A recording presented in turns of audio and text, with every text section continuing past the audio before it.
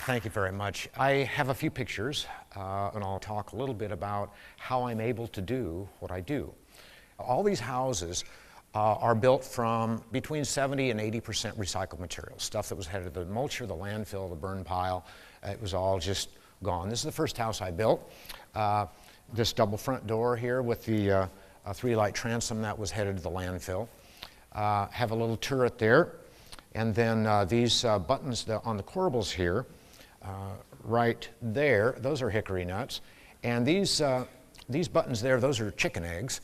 And of course, first you have breakfast, and then you fill the shell full of Bondo and paint it and nail it up, and you have an architectural button in just a fraction of the time. Then this is a look at the inside. You can see the three-light transom there with the eyebrow windows, certainly an architectural antique. Headed to the landfill. Even the lock set is probably worth $200. Everything in the kitchen was salvaged. There's a 1952 O'Keefe Merritt stove, if you like to cook, cool stove. This is going up into the turret. I got that staircase for $20, including delivery to my lot. Then looking up in the turret, you see there are bulges and pokes and sags and so forth. Well, if that ruins your life, well, then you shouldn't live there. This is a laundry chute, and this right here is a shoe last, and those are those cast iron things you see at antique shops. So I had one of those, so I made some low-tech gadgetry there where you just stomp on the shoe last, and then the door flies open, you throw your laundry down. And then if you're smart enough, it goes into a basket on top of the washer. If not, it goes into the toilet. This is a bathtub I made. Made out of scrap 2x4 here, started with a rim there, and then glued and nailed it up into a flat, corbelled it up, and flipped it over, and then did the two profiles on this side. It's a two-person tub. After all, it's not just a question of hygiene, but there's a possibility of recreation as well. Then this faucet here is just a piece of Osage orange. It looks a little phallic, but after all, it's a bathroom.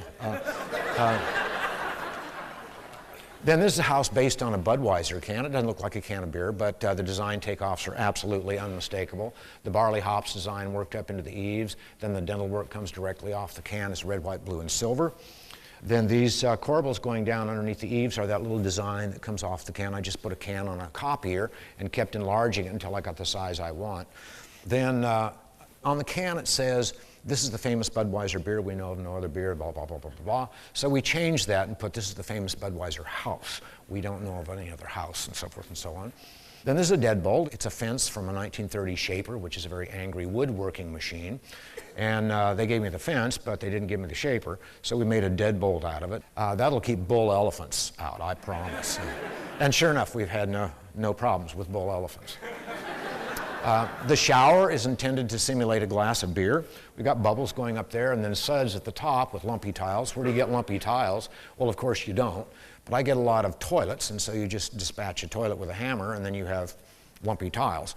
And then the faucet there is a beer tap. This panel of glass is the same panel of glass that occurs in every middle-class front door in America. We're getting tired of it. It's kind of cliched now. So if you put it in the front door, your design fails. So don't put it in the front door. Put it somewhere else. It's a pretty panel of glass. But then if you put it in the front door, people say, "Oh, you're trying to be like those guys, and you didn't make it." So don't put it there. Then another bathroom upstairs. This light up here is the same light that occurs in every middle-class foyer in America. Don't put it in the foyer. Put it in the shower or in the closet, but not in the foyer. Then somebody gave me a bidet, so it got a bidet. This little house here, those branches there are made out of bois d'arc or Osage orange, and these pictures will keep scrolling as I talk a little bit. In order to do what I do, you have to understand what causes waste in the building industry. Our housing has become a commodity, and I'll talk a little bit about that. But the first cause of waste is probably even buried in our DNA. Human beings have a need for maintaining consistency of the apperceptive mass. What does that mean? What it means is for every perception we have, it needs to tally with the one like it before, or we don't have continuity and we become a little bit disoriented. So I can show you an object you've never seen before. Oh, that's a cell phone. But you've never seen this one before. What you're doing is sizing up the pattern of structural features here, and then you go through your data banks, cell phone, oh, that's a cell phone. But if I took a bite out of it, you go, wait a second. That's not a cell phone, that's one of those new chocolate cell phones. And you'd have to start a new category right between cell phones and chocolate. That's how we process information. So you translate that to the building industry. If we have a wall of window panes and one pane is cracked, we go, oh dear, that's cracked, let's repair it, let's take it out, throw it away so nobody can use it, and put a new one in, because that's what you do with a cracked pane. Never mind that it doesn't affect our lives at all. It only rattles that expected pattern and unity of structural features. However, if we took a small hammer and we added cracks to all the other windows, then we have a pattern. Because Gestalt psychology emphasizes the recognition of pattern over parts that comprise a pattern. We'll go, oh, that's nice. So that serves me every day. Repetition creates pattern. If I have 100 of these, 100 of those, it doesn't make any difference what these and those are. If I can repeat anything, I have the possibility of a pattern. From hickory nuts and chicken eggs, shards of glass, branch, it doesn't make any difference.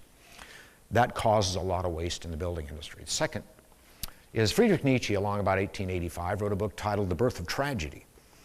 And in there, he said that cultures tend to swing between one of two perspectives. On the one hand, we have an Apollonian perspective, which is very crisp and premeditated and intellectualized and perfect. On the other end of the spectrum, we have a Dionysian perspective, which is more given to the passions and intuition, tolerant of organic texture and human gesture. So the way the Apollonian personality takes a picture, or hangs a picture, is they'll get out a transit and a laser level and a micrometer. Okay, honey, a thousandth of an inch to the left, that's where we want the picture. Right, perfect. Predicated on plumb, level, square, and centered. The Dionysian personality takes the picture and goes,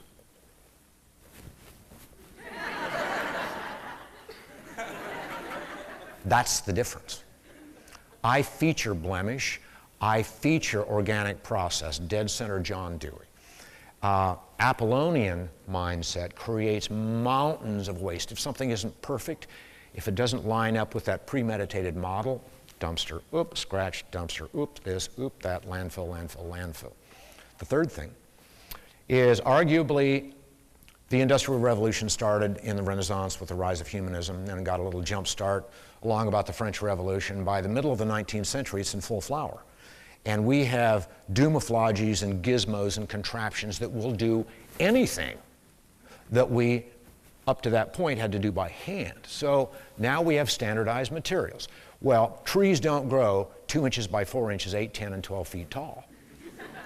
We create mountains of waste, and they're doing a pretty good job there in the forest, working all the byproduct of their industry with OSB and particle board and so forth and so on.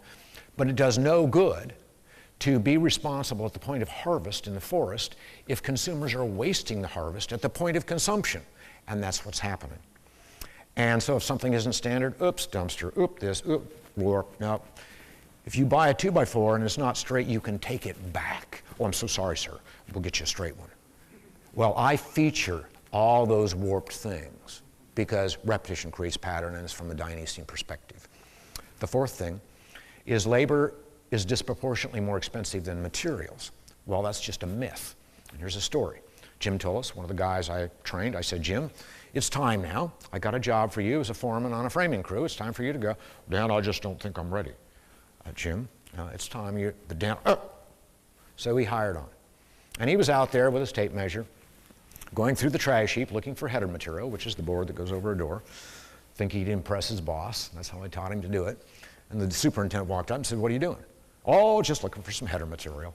waiting for that kudo. He said, no, I'm not paying you to go through the trash. Get back to work.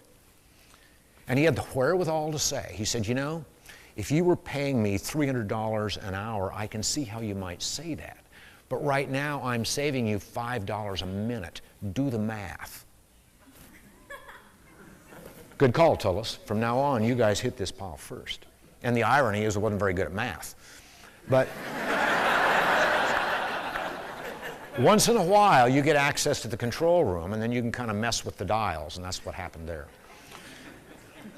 The fifth thing is that maybe after 2,500 years, Plato is still having his way with us in his notion of perfect forms. He said that we have in our noggin the perfect idea of what we want, and we force environmental resources to accommodate that.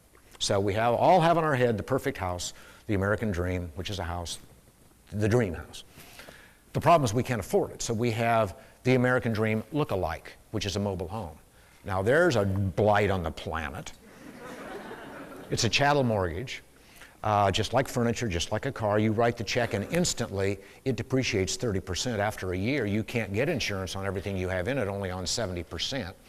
Wired with 14-gauge wire typically, nothing wrong with that, unless you ask it to do what 12-gauge wire is supposed to do, and that's what happens. It outgasses formaldehyde so much so that there is a federal law in place to warn new mobile home buyers the formaldehyde atmosphere danger. Are we being just numbingly stupid? The walls are this thick. The whole thing has the structural value of corn. So I thought Palm Harbor Village was over there. No, we had a wind last night. It's gone now. Then when they degrade, what do you do with them? Now, all that Apollonian Platonic model is what the building industry is predicated on, and there are a number of things that exacerbate that. One is that all the professionals, all the tradesmen, vendors, inspectors, engineers, architects, all think like this. And then it works its way back to the consumer who demands the same model. It's a self-fulfilling prophecy. We can't get out of it. Then here come the marketeers and the advertisers. We buy stuff we didn't know we needed. All we have to do is look at what one company did with carbonated prune juice. How disgusting. But you know what they did? They hooked a metaphor into it and said, I drink Dr. Pepper. And pretty soon, we're swilling that stuff by the lakeful, by the billions of gallons. It doesn't even have real prunes. It doesn't even keep you regular. My, oh my, that makes it worse, and we get sucked into that faster than anything. Then a man named Jean-Paul Sartre wrote a book titled Being and Nothingness. It's a pretty quick read. You can snap through it in maybe 2 years if you read 8 hours a day. In there he talked about the divided self. He said human beings act differently when they know they're alone than when they know somebody else is around. So if I'm eating spaghetti and I know I'm alone, I can eat like a backhoe. I can wipe my mouth on my sleeve, a napkin on the table, chew with my mouth open, make little noises, scratch wherever I want. But as soon as you walk in, I go, ooh, little spaghetti sauce there. Napkin in the lap, half bites, chew with my mouth closed, no scratching. Now, what I'm doing is fulfilling your expectations of how I should live my life. I feel that expectation, and so I accommodate it, and I'm living my life according to what you expect me to do. That happens in the building industry as well. That's why all of our subdivisions look the same. Sometimes we even have these formalized cultural expectations. I'll bet all your shoes match. Sure enough, we all buy into that. And with gated communities, we have a formalized expectation. With a homeowners association, sometimes those guys are Nazis. My, oh my. That exacerbates and continues this model. The last thing is gregariousness. Human beings are a social species. We like to hang together in groups. Just like wildebeest, just like lions. Wildebeest don't hang with lions because lions eat wildebeest. Human beings are like that. We do what that group does that we're trying to identify with. And so you see this in junior high a lot.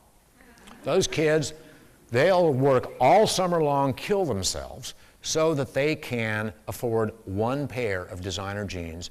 So along about September, they can stride in and go, I'm important today. See, don't touch my designer jeans, I see you don't have designer jeans. You're not one of the beautiful, see, I'm one of the beautiful people. See my jeans? Right there is reason enough to have uniforms. And so that happens in the building industry as well. We have confused Maslow's hierarchy of needs just a little bit. On the bottom tier, we have basic needs: shelter, clothing, food, water, mating, so forth. Second, security. Third, relationships. Fourth, status, self-esteem. That is vanity. And we're taking vanity and shoving it down here.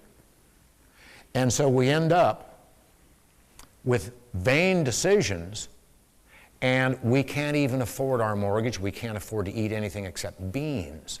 That is, our housing has become a commodity. And it takes a little bit of nerve to dive into those primal, terrifying parts of ourselves and make our own decisions, and not make our housing a commodity, but make it something that bubbles up from seminal sources. That takes a little bit of nerve, and darn it, once in a while you fail. But that's okay. If failure destroys you, then you can't do this. I fail all the time, every day. And I've had some whopping failures, I promise, where big, public, humiliating, embarrassing failures. Everybody points and laughs, and he said, he tried it a fifth time and it still didn't work. What a moron. Early on, contractors come by and say, Dan, you're a cute little bunny, but you know, this just isn't going to work. Why don't you do this, and why don't you do that? And your instinct is to say, well, why don't you suck an egg? But you don't say that, because they're the guys you're targeting. And so what we've done, and this isn't just in housing, it's clothing, in food, in our transportation needs, our energy, we sprawl just a little bit. And when I get a little bit of press, I hear from people all over the world. And we may have invented excess, but the problem of waste is worldwide. We're in trouble. And I don't wear ammo belts crisscrossing my chest and a red bandana, but we're clearly in trouble. And what we need to do is reconnect with those really primal parts of ourselves and make some decisions and say, you know, I think I would like to put CDs across the wall there. What do you think, honey? If it doesn't work, take it down. What we need to do is reconnect with who we really are. And that's thrilling indeed. Thank you very much.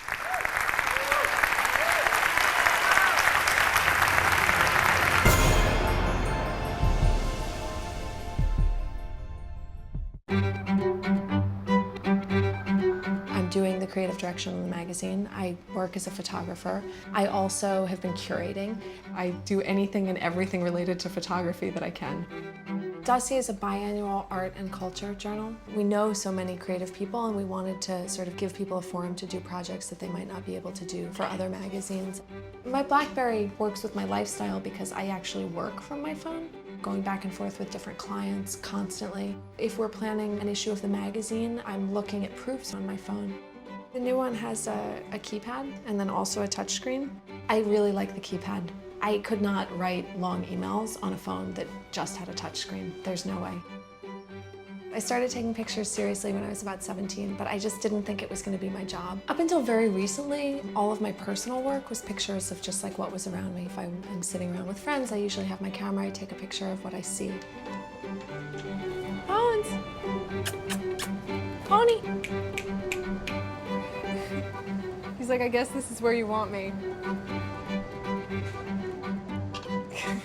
The quality of the camera on the BlackBerry is definitely good enough that I can do almost anything I want online with it. I contribute to a couple different blogs aside from the Dossier blog. A lot of times I'll just send them pictures from wherever I am taken with my BlackBerry. This is rainbow eucalyptus in Maui, and it grows by the side of the road. This is taken from the top of the Pompidou in Paris. It's the line to get in. That's a hedgehog in the souk in Marrakesh. It's the inside of my dog's mouth. I just travel a lot for work, you know. I have my phone with me everywhere I go. It works anywhere in the world, and that's awesome.